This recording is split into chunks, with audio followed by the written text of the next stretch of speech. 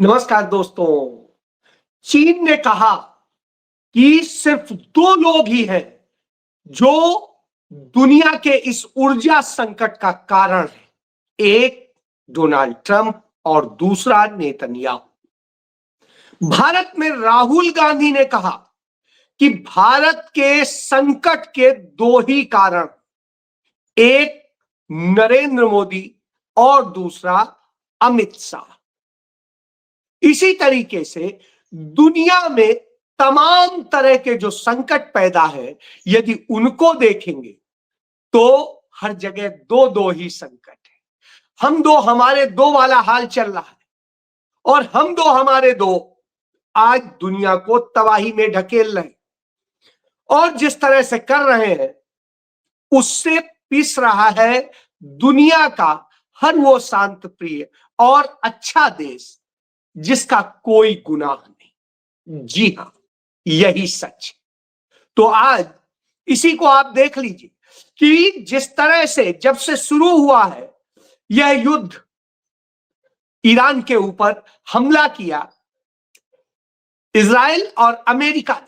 इसी बात को लेके चीन के प्रवक्ता कहते हैं कि इन्होंने जिस तरीके से बेवजह युद्ध छेड़ा, जिस तरीके से हमला किया, वह अपने आप में एक संकट पैदा करने वाला है, दुनिया को अंधेरे कुएं में ढकेलने वाला है। और वही काम अमेरिका और इजराइल ने किया है और इसके कारण निश्चित रूप से पूरी दुनिया संकट में फंसी है। जब यह संकट में फंसी है तभी हमने देखा कि दो लोग सिर्फ सपोर्ट में आए अमेरिका और इजराइल के। एक भारत से नरेंद्र मोदी थे और दूसरा यूएई का सुल्तान था एमबीएस, जो प्रिंस एमबीएस कहलाता है। और इन्होंने दबाव बनाया कि नहीं ये करिए, जबकि ईरान इनमें से किसी का दुश्मन नहीं। ईरान गलत बात पर इजराइल को जरूर टोकता रहा है क्योंकि वो फिलिस्तीन पर, यमन पर और दूसरे लोगों पर हमले करके उन्हें, निर्दोष लोगों को मारता है और फिर उन्हें ही बदनाम करता है कि ये तो आतंकवादी हैं, ये तो ये है, ये तो ये। तो इसी कारण से यह बेसिकली युद्ध, क्योंकि संयुक्त राष्ट्र संघ तक ने कहा कि इजराइल ने फिलिस्तीन में गलत किया है, इजराइल ने यमन में गलत किया है, लेबनान में गलत किया है, इस तरह से तमाम बातें बताई। तो ये सारी बातें जब सामने हो तो समझ में आता है कि कौन है दुनिया के अमन का दुश्मन। अमन के दुश्मन वही लोग हैं जो अवैध तरीके से झूठ बोल के, नफरत फैला करके सत्ता में आते हैं। कमोबेश यही स्थिति आप भारत में देख लीजिए। भारत में झूठ बोलकर, नफरत फैलाकर और चुनाव को चोरी करके सत्ता में बैठे नरेंद्र मोदी हैं, अमित शाह हैं। और इन लोगों ने जो काम किया है और उसके बाद में भारत के लोगों को बर्बादी में ढकेला है। उदाहरण यह है कि रोजाना खाड़ी देशों में भारत के औसतन 20 लोग मर रहे हैं। 20 लोग मर रहे हैं खाड़ी देशों में। यह मैं नहीं कहता हूं, यह बात भारत के विदेश विभाग का प्रवक्ता कह रहा है कि रोजाना 20 लोग खाड़ी देशों में मर रहे हैं। जब इस दशा में ला दिया हो, ये खबरें छिपाई जाती रही और ये खबरें लगातार छिपाई जाती। अमेरिका के 1 दर्जन सैनिक क्या मरे, उसने छाती पीट ली और सब कुछ हो गया। लेकिन भारत के रोज 20 मारे जा रहे हैं, लेकिन भारत के प्रधानमंत्री को कोई फर्क नहीं पड़ता। वो चुनाव जीतने के लिए वो ड्रामे करने में मस्त है कि हाँ वो तो चाय की पत्ती तोड़ रहा है, वो जाके फिर बताने लग रहा है कि वो चाय वाला था, और फिर वो इसी तरह चुनाव को कैसे चोरी किया जाए उसके लिए लगा हुआ है। भारत भयंकर संकट से, ऊर्जा संकट से गुजर रहा है। भारत बेरोजगारी के संकट से, महंगाई के संकट से और सबसे गुजर रहा है, क्योंकि उन्हीं के दोस्त इजराइल और अमेरिका ने वह संकट भारत पर भी थोप दिया है। तब भारत का गृह मंत्री उसे सुचारू करने की बजाय कहता है मैं 15 दिन सिर्फ बंगाल और असम में ही पड़ा रहूंगा जब तक यह चुनाव जिता नहीं लूंगा। जी हां, वो ये कहता है, यानी संकट से निपटने के लिए नहीं, इसके लिए।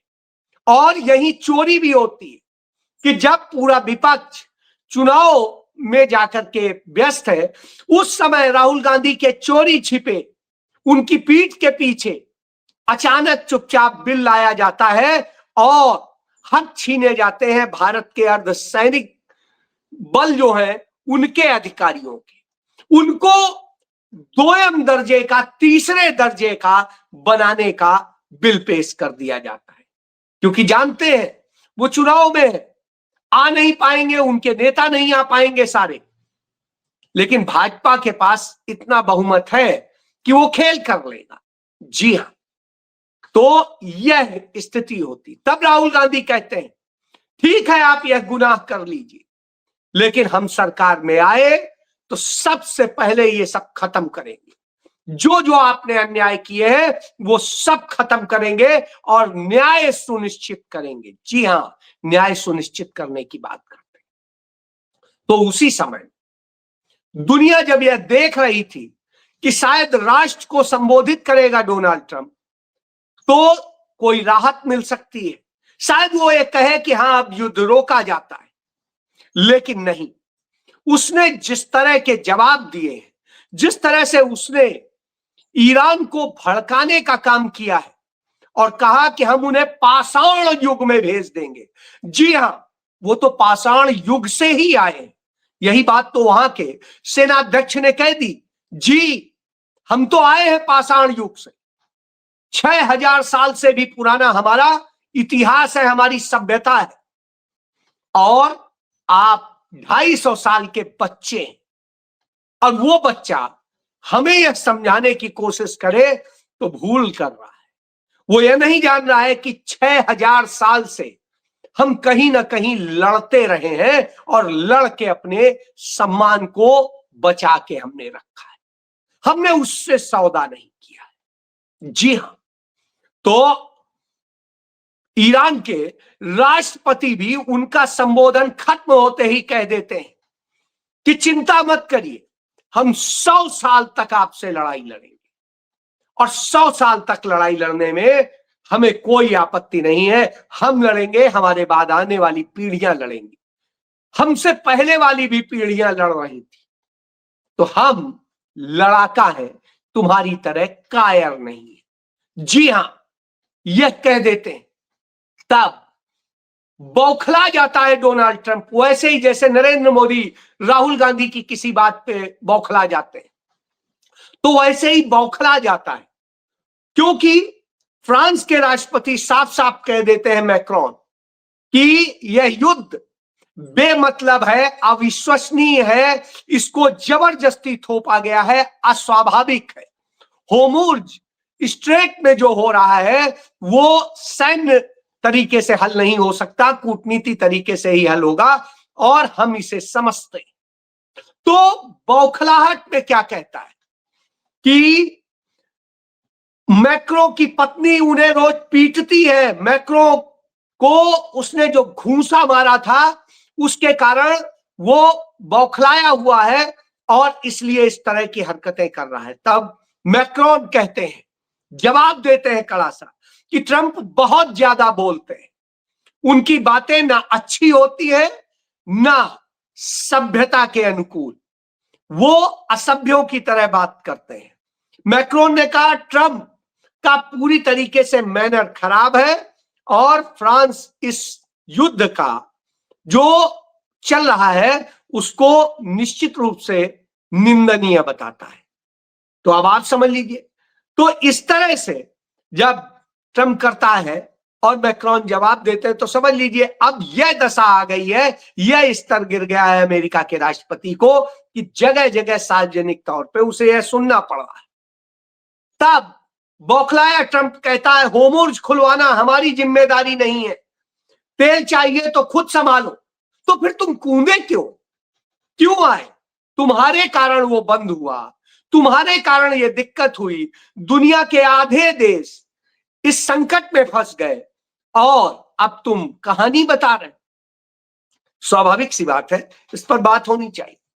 तब सेनाध्यक्ष साफ साफ कह देते हैं ईरान के कि दुश्मन जमीनी हमला करता है तो एक भी जिंदा बचकर नहीं जा सकेगा। तो वो बड़ा स्पष्ट कह देते हैं हम तो तैयार बैठे। बहरहाल ये सारी चीज चल रही होती है तो जो सलाहकार हैं वहां के सर्वोच्च नेता के, गुरु के, वो सलाहकार पर हमला करा देता है इजराइल, क्योंकि इजराइल नहीं चाहता है कि शांति स्थापित हो। तो वही सलाहकार थे जिनके जरिए पाकिस्तान वार्ता करने की कोशिश कर रहा था, तो उन पर हमला करा दिया जाता है। उनकी पत्नी की मौत हो जाती है, वो गंभीर रूप से घायल हो जाते हैं। लेकिन ईरान है कि न वो डरने का नाम ले रहा है न थकने का नाम ले रहा है। यह एक सत्य है। तो फिर आ जाता हूं मैं भारत में। भारत का प्रधानमंत्री चुनाव में व्यस्त है, देश में कीमतें बढ़ रही हैं। अभी आपने देखा किस तरह से पेट्रोलियम के दाम बढ़े, कुकिंग गैस के दाम बढ़े, और अब नायरा ने दाम बढ़ाए थे जो पेट्रोलियम कंपनी है, और उसके बाद में अब शेल इंडिया ने भी अपने दाम बढ़ा दिए हैं पेट्रोल डीजल के। और इस तरीके से अब उसका असर स्पष्ट दिखाई देने लगा। ये तब है जब भारत सरकार ने उन सारी कंपनियों को एक्साइज में 10% की छूट दे दी। आपको नहीं दी, उन्हें दे दी। इसके बावजूद वो जनता पर बोझ डाल रहे हैं, छूट भी सरकार से ले रहे हैं और ये भी कर रहे हैं। तब आप समझिए कि जब यह संकट हो तो स्वाभाविक सी बात है कि एक घबराहट पूरी दुनिया में है, और इससे निपटने की प्लानिंग करने की बजाय नरेंद्र मोदी, आपको बताया था हमने कि नरेंद्र मोदी ने 1 महीना 3 दिन गुजरने के बाद युद्ध के अपनी कैबिनेट के साथ बैठक की इस समस्या को लेकर। यानी इतने दिन तक उन्हें कोई फिक्र ही नहीं थी, मरने दो। जब सिर के ऊपर पानी चढ़ने लग गया, घरों तक आ गई समस्या, तब वो बैठक कर रहे हैं। दुनिया में प्लानिंग पहले की जाती है, यहां उल्टा होता है।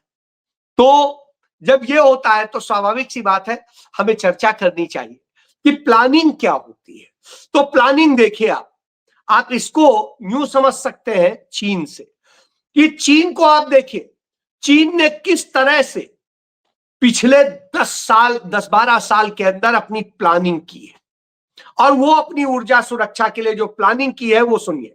उसने साइबेरिया से रूसी गैस की पाइपलाइन समूचे यूरोप समेत ला करके डाली है और रूस से डील करना चाहता है। इसके बाद तुर्कमेनिस्तान से होकर गुजरती उसकी मध्य एशिया और चीन को जोड़ने वाली पाइपलाइन उसने तैयार कर दी।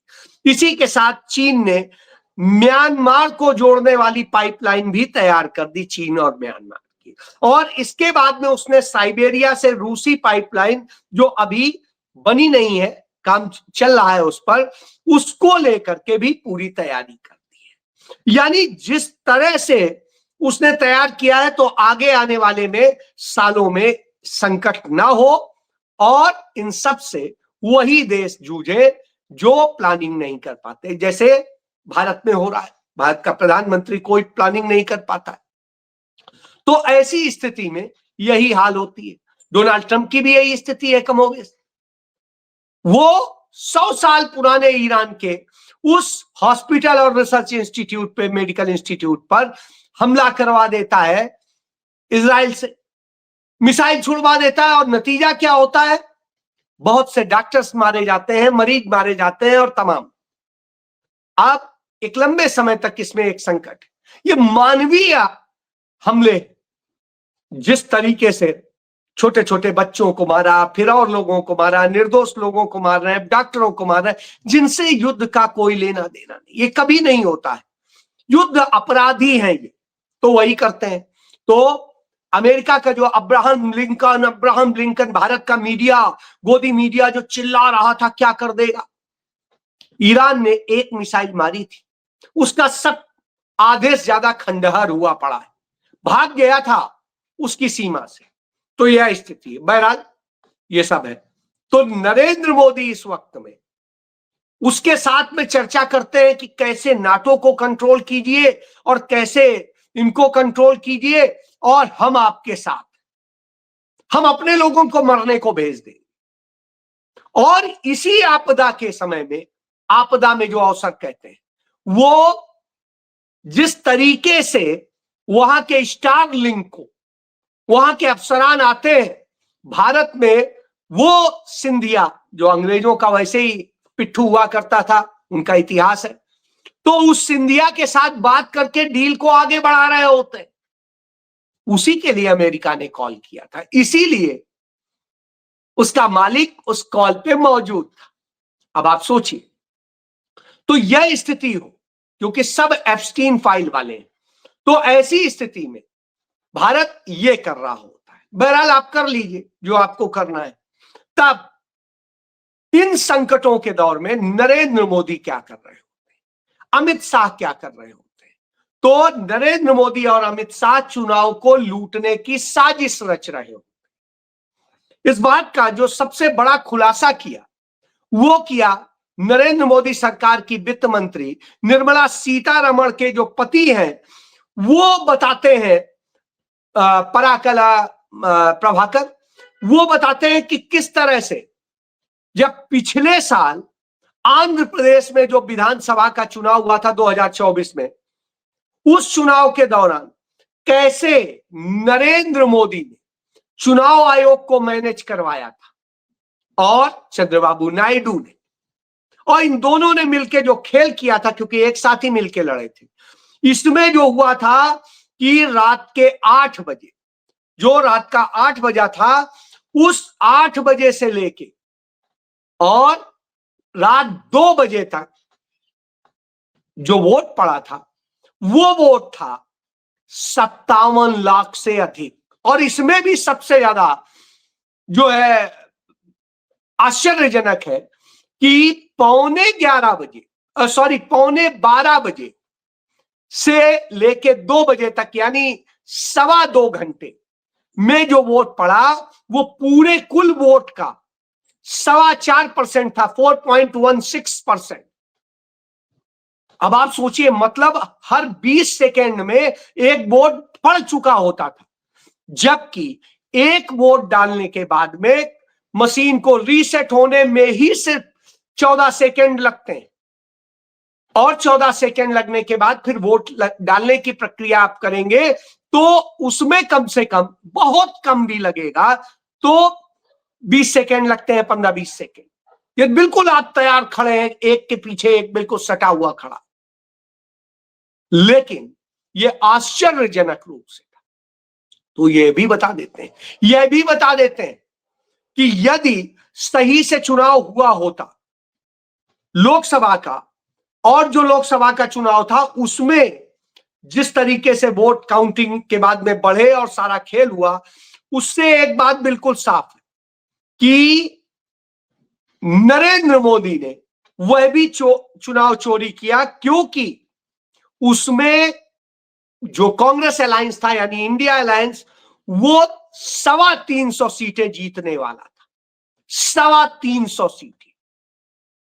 क्योंकि जो वोट बढ़े हैं जिस तरीके से बाद में अप्रत्याशित रूप से, उनकी गणना यदि करते हैं, उनको देखते हैं, बहुत विद्वान आदमी है, दुनिया के बड़े विशेषज्ञों में से गिने जाते हैं, तो जब वो यह बताते हैं कि किस तरीके से यह किया गया, तो अब आप समझ लीजिए।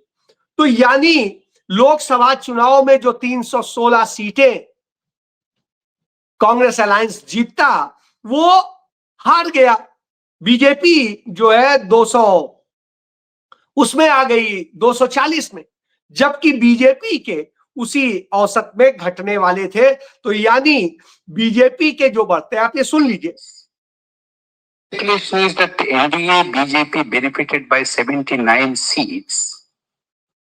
If that were not the case, the NDA BJP would have been 213, 213.